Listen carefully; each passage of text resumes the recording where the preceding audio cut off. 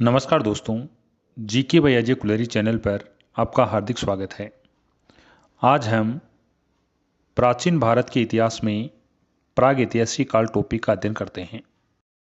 इतिहास को 3 भागों में बांटा गया है: प्रागैतिहासिक काल, आदि ऐतिहासिक काल और ऐतिहासिक काल। प्रागैतिहासिक काल 25 लाख से 300 ईसा पूर्व का काल प्रागैतिहासिक काल कहलाता है। आदि ऐतिहासिक काल 3000 ईसा पूर्व से 600 ईसा पूर्व का काल आदि ऐतिहासिक काल कहलाता है। ऐतिहासिक काल 600 ईसा पूर्व से वर्तमान तक का काल ऐतिहासिक काल कहलाता है। प्रागैतिहासिक काल इतिहास का वह काल जिसकी जानकारी पूर्णतः पुरातात्विक साक्ष्यों पर आधारित होती है। इस समय के कोई लिखित साक्ष्य उपलब्ध नहीं है। मानव को प्रागैतिहासिक काल में लिपि की जानकारी नहीं थी। प्रागैतिहासिक काल में पाषाण काल का समय आता है। आदि ऐतिहासिक काल वह काल है जिसमें मानव को लिपि की जानकारी थी, लिखा भी गया है, परंतु हम इस लिपि को पढ़ नहीं सके हैं। इस कारण हमें इस समय की जानकारी पुरातात्विक स्रोतों से मिलती है। इस काल में सिंधु घाटी सभ्यता का काल आता है।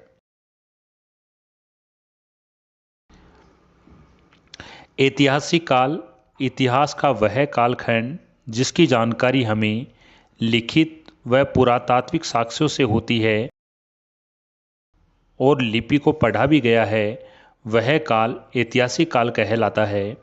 ऐतिहासिक काल महाजनपद काल से वर्तमान समय तक का काल है। वैदिक सभ्यता को वैदिक सभ्यता इसलिए कहा जाता है क्योंकि हमें इसकी जानकारी वेदों से होती है। वैदिक सभ्यता वेदों में लिखी गई है। वेदों की रचना गुप्त काल में हुई है। वेदों की रचना वैदिक काल में नहीं हुई है। एग्जाम में पूछा जाता है, वेदों की रचना किस काल में हुई? उत्तर है, गुप्त काल में हुई थी। वैदिक सभ्यता को कालक्रम के आधार पर आदि ऐतिहासिक काल में रख सकते हैं। वैदिक सभ्यता को विशेषताओं के आधार पर ऐतिहासिक काल में रखा जा सकता है।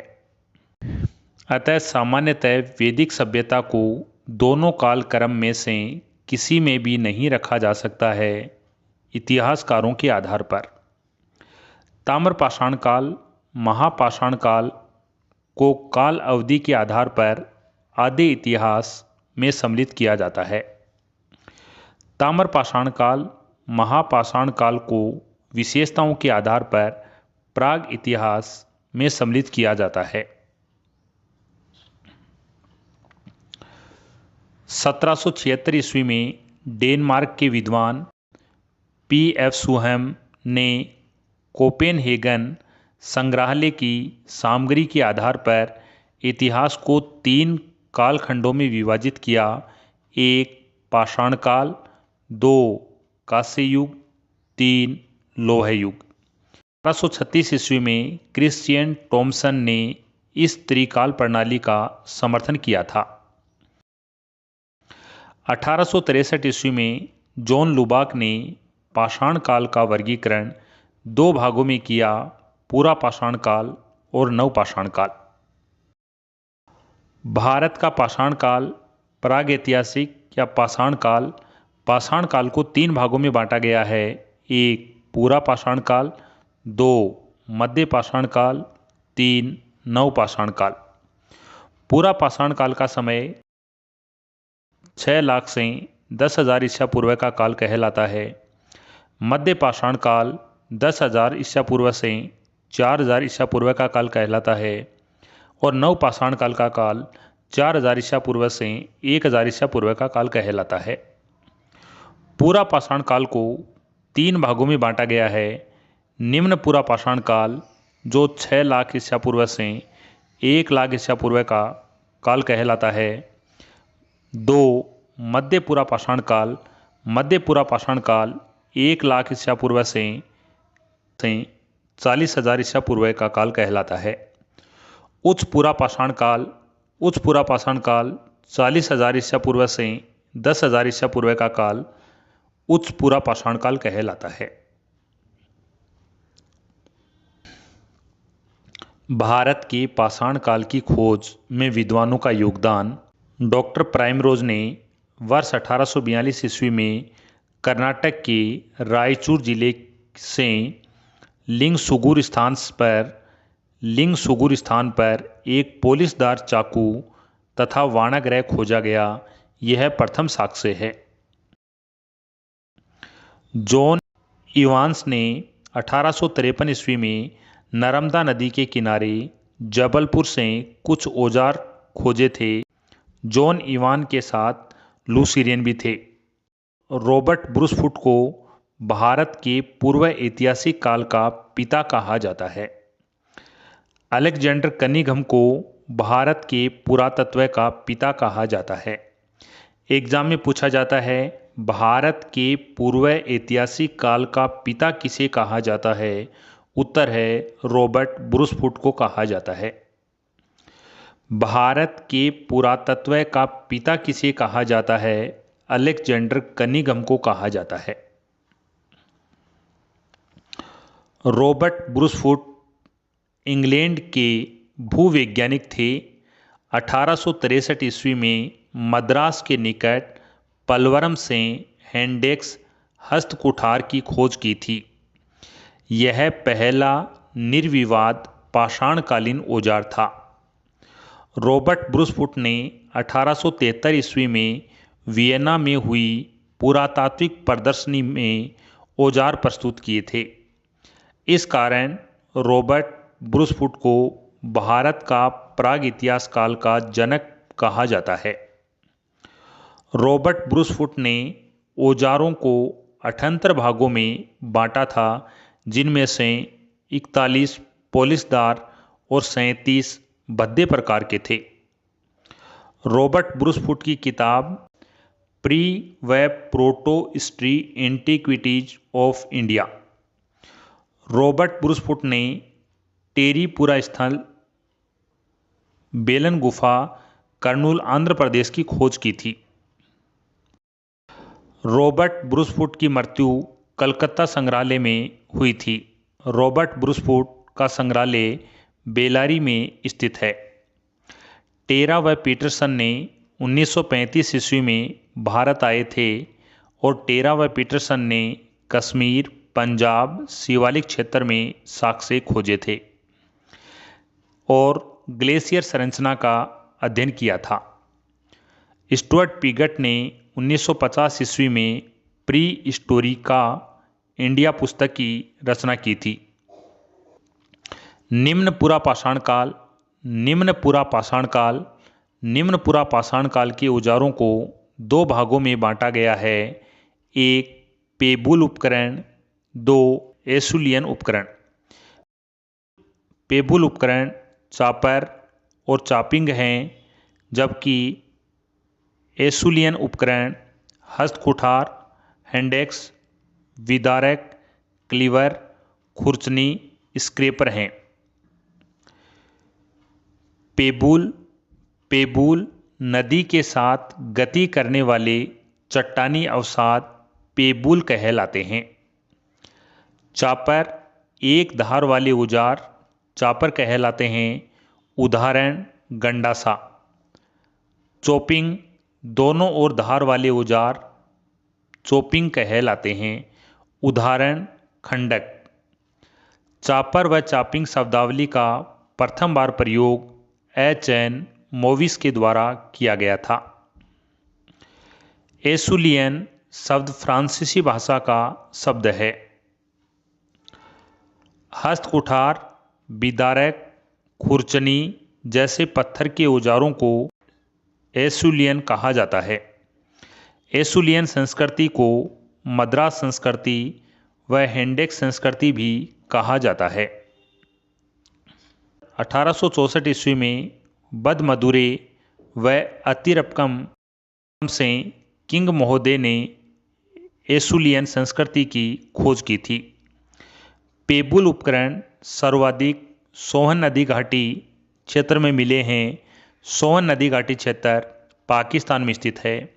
इस कारण पेबुल संस्कृति को सोहन संस्कृति भी कहा जाता है। निम्न पुरा पाषाण काल के क्षेत्र एक सोहन संस्कृति डॉक्टर D.N. वाडिया द्वारा 1928 ईस्वी में सोहन नदी के किनारे खोज की गई थी। सोहन नदी पाकिस्तान के पंजाब प्रांत में स्थित है। सोहन नदी सिंधु नदी की सहायक नदी है।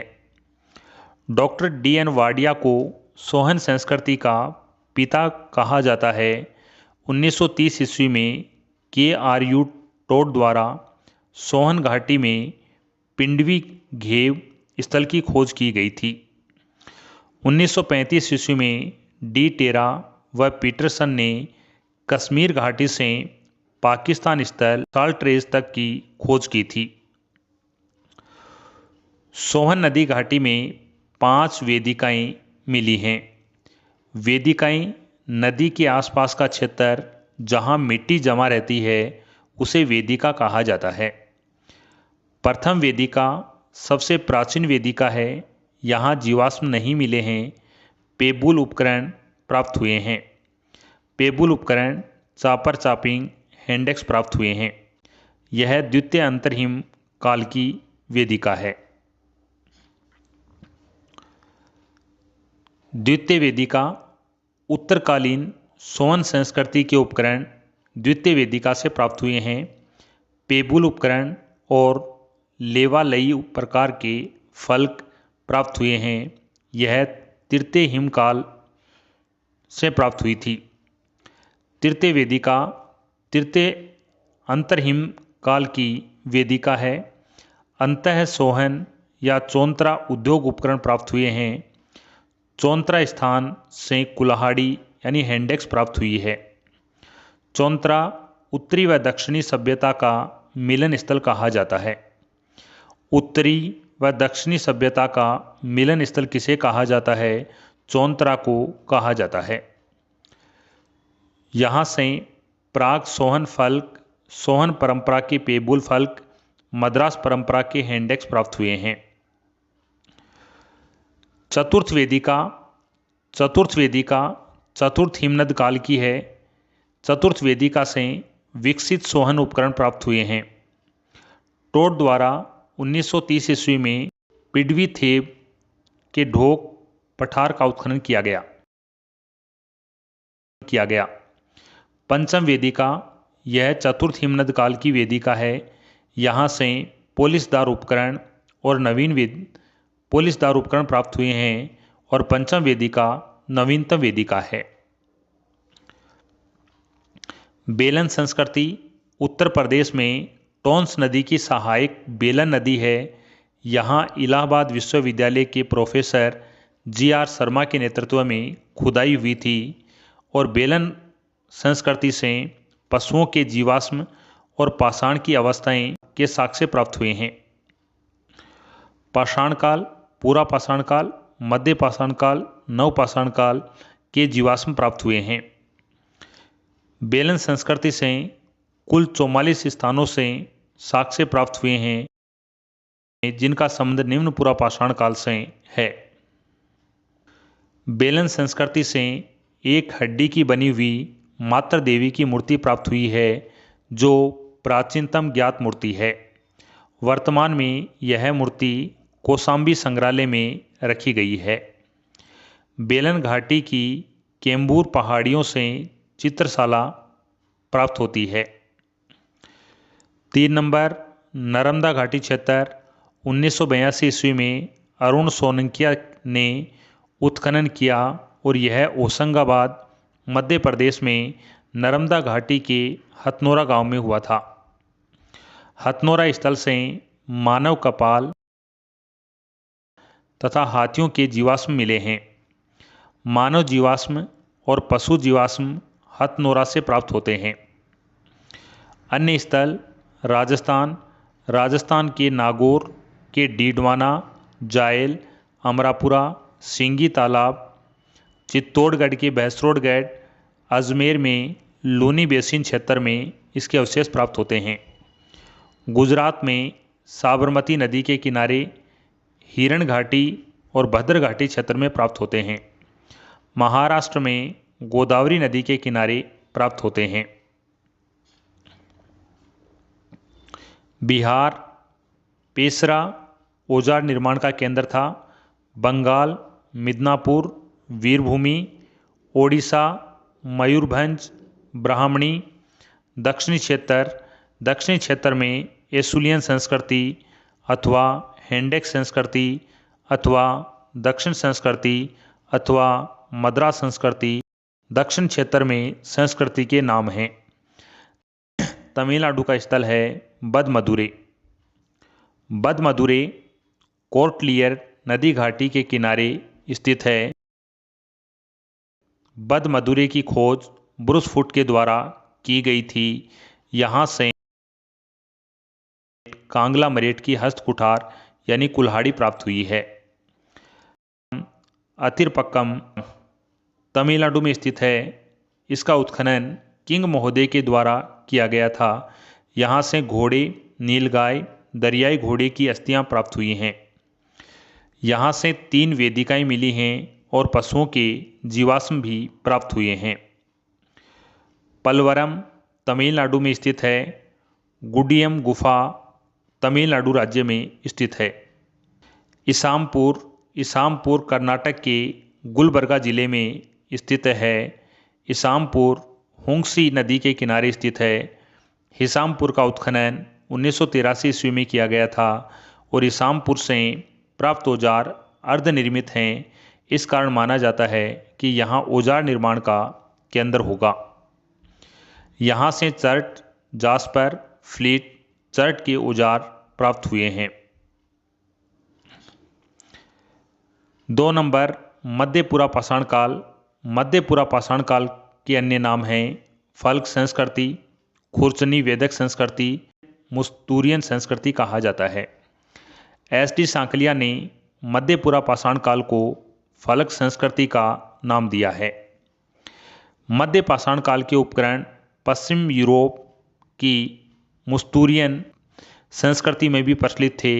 इस कारण इस काल के उपकरणों को मुस्तूरियन संस्कृति भी कहा जाता है। मध्यपुरा पाषाण काल में खुर्चनी व वेदक के उपकरण मिले हैं। इस कारण इसे खुर्चनी वेदक संस्कृति भी कहा जाता है। फलक संस्कृति के उपकरण लेवलोसियन तकनीक से बनाए जाते थे। यहाँ पर अपन तुलना करते हैं निम्नपुरा पाषाण काल और मध्यपुरा पाषाण काल। निम्नपुरा पाषाण काल के उपकरण बड़े आकार व कम धार वाले उपकरण होते थे, जबकि मध्यपुरा पाषाण काल के उपकरण छोटे आकार और तुलनात्मक रूप से तेज धार वाले होते थे। निम्नपुरा पाषाण काल के उपकरणों का निर्माण क्वार्ट्जाइट से किया जाता था, जबकि मध्य पाषाण काल में औजार चर्ट, जेस्पर और फ्लिट केस से बने होते थे। निम्नपुरा पाषाण काल को पेबुल संस्कृति, एसुलियन संस्कृति, चापर चापिंग संस्कृति कहा जाता है, जबकि मध्य पाषाणकालीन संस्कृति को फलक संस्कृति, खुर्चनी वेदक संस्कृति और मुस्तूरियन संस्कृति कहा जाता है। यहाँ पर निम्नपुरा पाषाण काल और मध्यपुरा पाषाण काल का अंतर देखा। मध्यपुरा पाषाण काल के क्षेत्र राजस्थान में डीडवाना, जैसलमेर, लूनी उद्योग, बेडस घाटी। लूनी उद्योग की खोज बी.एन. मिश्र के द्वारा की गई थी। अफगानिस्तान में संघोवा गुफा, महाराष्ट्र में निवासा संस्कृति एस.डी. सांकलिया के द्वारा इसकी खोज की गई थी। महाराष्ट्र में पाटने और चिकरी स्थल हैं। मध्य प्रदेश में भीमबेटका, सोन घाटी, गुजरात में हिरण घाटी और संग नदी घाटी, पश्चिम बंगाल में सिंहभूम और पलामू हैं। उच्चपुरा पाषाण काल। उच्चपुरा पाषाण काल के अन्य नाम हैं ब्लेड ब्यूरियन संस्कृति, ब्लेड ब्यूरियन संस्कृति, चाकू संस्कृति, मैगदेलियन संस्कृति। उच्च पुरा पाषाण काल की विशेषताएं: हड्डियों से बने उपकरण मुख्यतः आंध्र प्रदेश के मुचतला मनुगवी क्षेत्र से प्राप्त होते हैं। चमकदार पत्थर, पोलिशदार पत्थर का उपयोग होने लगा था। इस समय मानव बुद्धिमान हो गया था। होमोसेपियन काल की बात करते हैं। चित्रकारी के प्रमाण प्राप्त होते हैं। भीमबेटका मध्य प्रदेश से नीले पाषाण पर चित्र बनाए गए थे। रेणुगुंटा आंध्र प्रदेश चित्रकारी का संग्रहण था। शुतुरमुर्ग के अंडे के छिलके पर मानव निर्मित चित्रांकन किया गया था। पाटने महाराष्ट्र। शुतुरमुर्ग के अंडे के छिलके सर्वप्रथम 1860 ईस्वी में उत्तर प्रदेश के बांदा जिले के केन नदी के किनारे प्राप्त होते हैं। उच्च पुरा पाषाण काल का विस्तार: एक संघाओ गुफा जो अफगानिस्तान में है, जंतुओं की हड्डियां और चूल्हे प्राप्त होते हैं। माइलस्टोन 101 और रोहिड पठार पाकिस्तान के सिंध प्रांत में हैं। कश्मीर में उच्च पुरा पाषाण काल का विस्तार था। राजस्थान के अलनिया, कोटा, बूढ़ा पुष्कर, अजमेर, हरसोरा, अलवर, बैराट, जयपुर में इस काल में विस्तार था। मध्य प्रदेश में बाघोर सोन नदी के किनारे स्थित है। बाघोर की खोज G.R. शर्मा के द्वारा की गई थी। भीमबेटका स्थल मध्य प्रदेश में स्थित है। आंध्र प्रदेश में कर्नूल गुफा है। यहाँ से मानव अस्तित्व के प्रमाण प्राप्त होते हैं। अग्नि के प्रमाण, राख के प्रमाण, हड्डियों के मणके, खोपड़ी की अनुपस्थिति यानी नरबली के साक्ष्य कर्नूल से प्राप्त होते हैं। मुचतला से हड्डियों के उपकरण और चूल्हे के प्रमाण प्राप्त होते हैं। आंध्र प्रदेश में रेणीगुंटा, बेटमचेला, पेमुला, चिंतामनु यह आंध्र प्रदेश के स्थल हैं। कर्नाटक के सोरापुर और दोआब क्षेत्र हैं। महाराष्ट्र में इनामगांव, पाटने, भदणे हैं। गुजरात में विस्ती क्षेत्र है। पुरा पाषाण काल की विशेषताएं: पुरा पाषाण काल में व्यक्ति आखेट व संग्राहक था। व्यक्ति स्थायी आवास नहीं बनाता था। कृषि व पशुपालन नहीं करता था। व्यक्ति उत्पादक नहीं था। व्यक्ति मृदभांड से परिचित नहीं था। परिवार व समाज जैसी संस्थाएं नहीं थी। पुरा पाषाण काल में अग्नि से परिचित नहीं था। कच्चे मांस का उपयोग करते थे। पशुओं की खाल पहनते थे। भारत का पुरा पाषाण काल प्लीस्टोसीन काल के हिम युग से संबंधित था। आज के लिए इतना ही। नेक्स्ट वीडियो में नेक्स्ट टॉपिक के साथ मिलते हैं। देखने के लिए आपका धन्यवाद।